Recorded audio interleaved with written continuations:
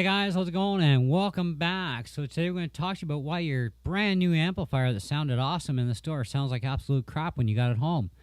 Well, I'm going to try and give it to you in the layman's terms and explain a little bit about how sound dispersion works and acoustics and so on and so on.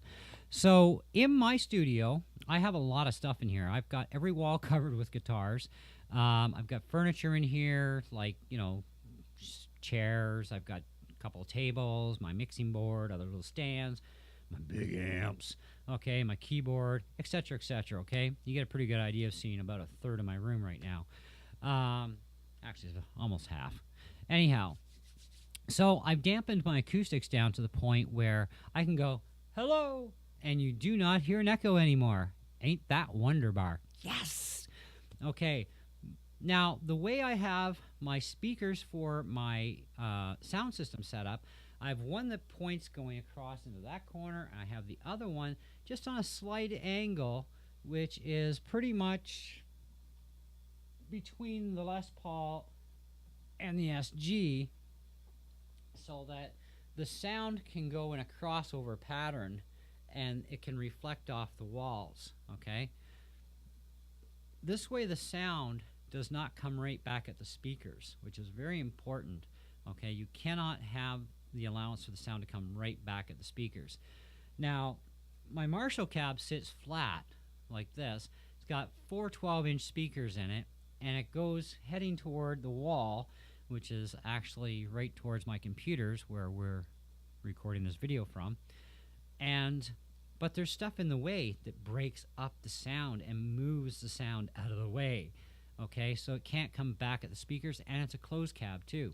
My Boss Katana amp is an open cab, but I've got it up on its little 1-inch little footy thing, and it lifts the angle up so that any sound that does hit the wall comes down and cuts into the corner behind it, because it's 1.5 feet away from the wall, and then it kind of bounces up and comes around with that sound. It doesn't hit dead into the wall.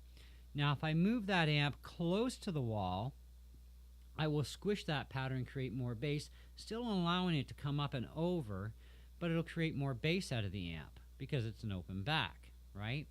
I choose to have a little bit less bass, which I still have a fair amount of bass, which is cool because that's the way I like it. I have all my controls on my amps always at 12 o'clock for bass, mid, and treble. All my amps are like that. Anything that I need to adjust for tweaky, I can adjust at my mixing board because all my gear is hooked into the mixer, right? As required, I do have to share one channel between my Katana and my Marshall.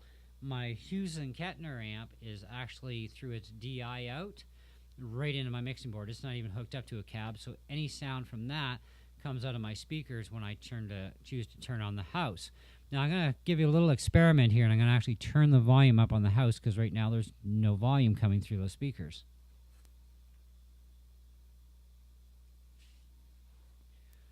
Okay, so now you're going to hear a different quality of sound coming through because now, of course, I have the channel for the microphone set up for my vocal range as far as bass, mid, and trebles on the board go, and we get a certain sound out of studio monitors. We get a very nice, clean, crisp, quality sound coming through. But now we have sound that's now coming at us, even though it's on angles and it's dispersing around, it's still able to get that sound from those monitors into this microphone. So now it's not just my voice going direct in, it's my voice coming out of the speakers, going into the mic. Now let's turn the house off again. So now you're going to hear, again, what you originally heard from the beginning of the video with my voice. Sound is different, isn't it? Okay, so there is a sound difference. So when you want to record really good quality recording, whether you're talking or what have you, you need to not have your house speakers or even a stage monitor too close to your microphone because the sound from that can come back up as well.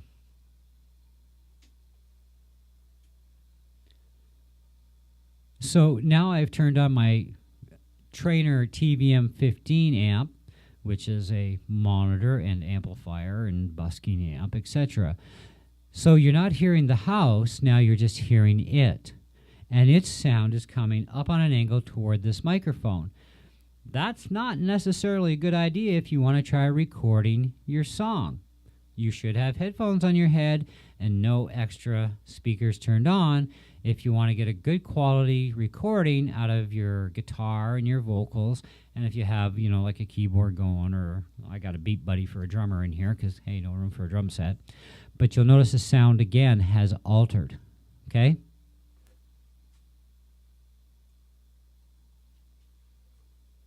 So now we have not just the trainer, we also have the house monitors turned on as well. Again, another change. And I can hear just a slight bit of low frequency feedback because that's way too much. So it's driving everything and right into the mic, and that can cause feedback because it's like being too close to the mic. Even if you're not too close for the mic itself, your sound is hitting into it, which is going to cause that low frequency or high frequency squeal or bassy hum.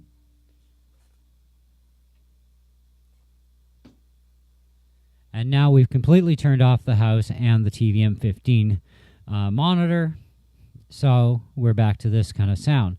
So you get an idea how things work. Now, with your guitar amp, you may have to raise it up off the floor.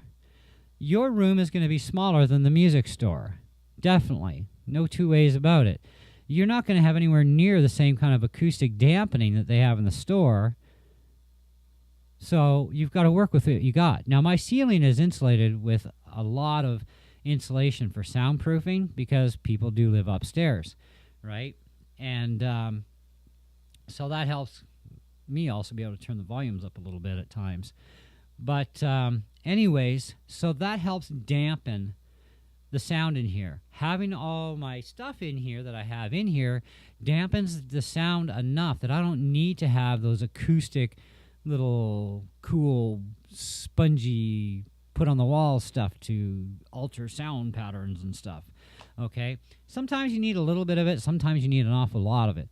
Okay? It just depends on your situation. But if you're in a situation where you're playing in a church, okay, there's a lot of dampening that goes on when a lot of people are in the church because bodies dampen sound, right? Takes away echo. The furniture in there removes echo. So you need to actually EQ your sound system to your room when you have a sound system in a church sanctuary, for example. You need to EQ that room for the least amount of problems with echoes and feedbacks and all this stuff. Otherwise, you're going to get a really crappy mix no matter what you do, and when you record it, it's going to sound horrible or horrifying, we'll say. All right. Now, my TVM monitor, I'd rented a stand, actually a full-size stand, a little overkill for this small guy, but they didn't have the small one in stock, but I did order it, and it's paid for, so when it comes in, I pick it up. And the stand I ordered for it goes up 4 feet. Now, I had the stand set up basically about 4 foot 6 inches, which gives me that actual 4 foot by the time you slam the monitor on there. Plus, you have the little extra height. So we're a little over 5 feet tall with that fully extended that way, which is what the proper stand for this monitor is for, is to set it up right. Now, the other stand in here, I literally gave myself a headache, because I was right beside it. And I'm trying to get a mix going and listening, and it's like, oh my God, I can't stand this, right? Like, it just drove me nuts in a room this size on a stand. But on the floor, this thing is great, just like it was in the store. Now, it's not going to be the same quality of sound as it was in their acoustic room, but I can dial that in really close because we have on our mixing boards bass, mid, and treble. We also have bass, mid, and treble on this monitor too, but I leave them all at 12, just like I do my amps. I control everything from my mixer to custom tailor those sounds, along with, of course, my pedal board and the settings I use for those effects and so on to achieve the sound that I'm after. Now, my Katana amp, realistically, I would like to have it sitting up higher, so I'm going to get an amp stand for it that'll get it a couple feet off the ground and allow me different angles to mix with in this room. And I can also move the amp out, change the dispersion areas and stuff to create the tonal response that I'm actually after, okay? So when I do a live recording, it turns out one way. When I do a studio recording, you don't even hear the Katana speaker. It's coming right out the line out, right into the mixing board. From the mixing board into my UR22. Gets converted from 16-bit to 24-bit, right into the computer. Boom. Cleanest possible, highest quality sound you can reproduce. Okay? And that is how things are set differently like that. Now, if you don't have a line out on your amp, all amps nowadays have what's called headphone record out. Even my Marshall, this is a 2008 head and stack. Now, this was matched by Marshall originally as a setup, and so the amp and the cab are matched perfectly to each other, which is great.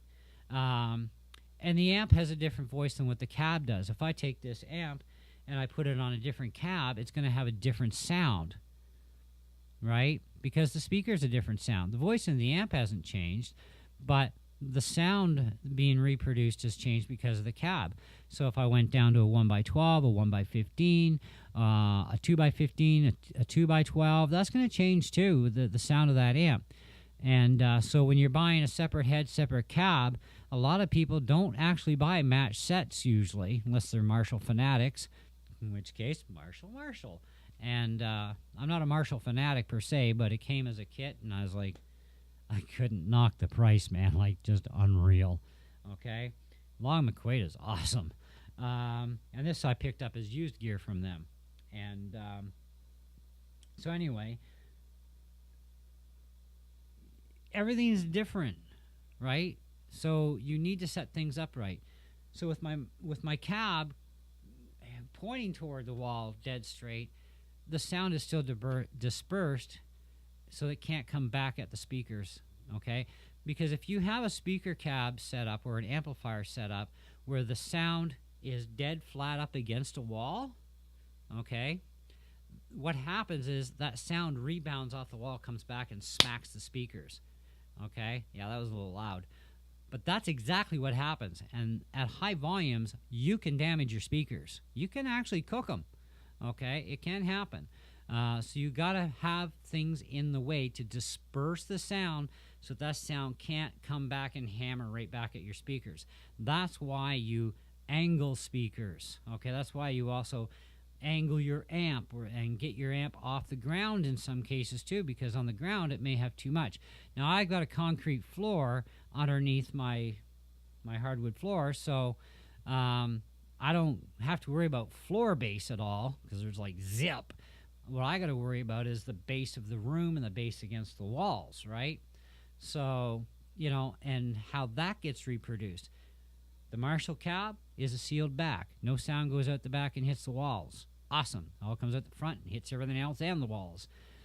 My Katana, if I left it flat, would bounce right back off the wall, right back into the speaker, and jam that cone really hard forward at high volumes. Low volumes, doesn't bother it. High volumes, oh baby, very bad, okay? Bad for the amp, bad for the speaker. Because usually when you cook a speaker, you tend to take the amp with it. So anyways, hopefully this explains why your amp sounds like crap, ways that you can go about to fixing it.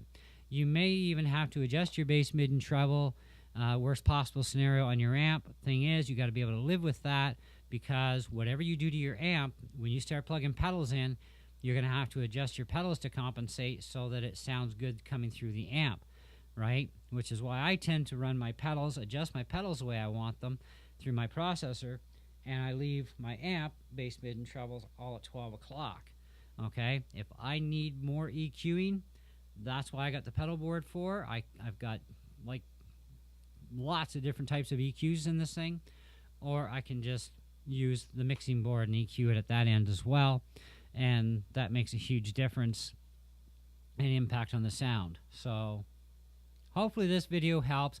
If you do have questions, because I may have missed something, which is entirely possible, because really to do all this in a full explanation, we need a few hours together to really get into all the nitty-gritties and, you know, be able to show you different setups and how the sound affects. But I figured, you know, just doing the test with the mic and the speakers and the monitor, would give you a rough idea anyways, which saves us a boatload of time. So hopefully this video did help you guys out. If you do have some ideas for guitar type stuff you'd like me to do, let me know in the comments below as well, and I'll do my best to do them if it's possible. If it's not possible, well, it's not going to get done, but if it is, I'll do it. Okay, and do check my channel first before making suggestions, because you never know. I do have a lot of music related stuff on my channel, everything from doing guitar setups to intonation to how to buy a guitar, how to buy an amp, how to buy this or that, and so on and so on. So check my channel first, you know, and see what you think. But in the meantime, let me know what you think about this video, and if it actually helped you out to better understand why your amplifier that you just bought might just sound like crap when you got it home. And you've got something to work with to do some experiments and see if you can improve things more, hopefully, and enjoy your purchase that much more. So anyways, thanks again, and we'll catch you on the next one. Ciao.